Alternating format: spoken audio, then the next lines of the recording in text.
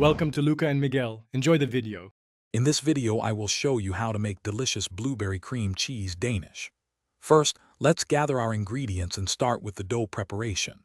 You'll combine flour, sugar, yeast, and a pinch of salt in a large bowl.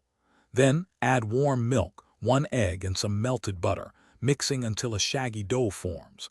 Knead this dough for about 5 to 7 minutes until it's smooth and elastic. This foundational step is crucial for a perfect Danish.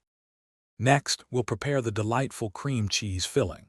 In a separate bowl, beat together softened cream cheese, granulated sugar, and a touch of vanilla extract until the mixture is wonderfully smooth and creamy. Now, roll out your prepared Danish dough into a large rectangle, aiming for about 1/4 inch thickness.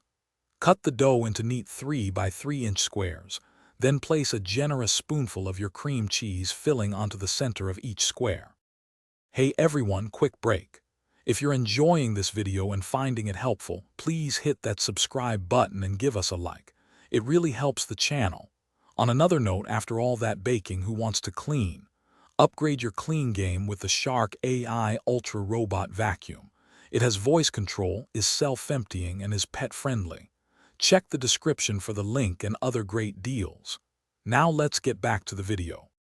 Now for the final touches before baking. Gently top each Danish with a scattering of fresh blueberries. These will burst with flavor as they bake. Preheat your oven to 375 degrees Fahrenheit. Carefully transfer your Danishes to a baking sheet and bake them for approximately 15 to 20 minutes. You'll know they are perfectly done when they turn a beautiful golden brown and are wonderfully puffed up. Thanks for watching and please subscribe. It's the best investment you'll ever make.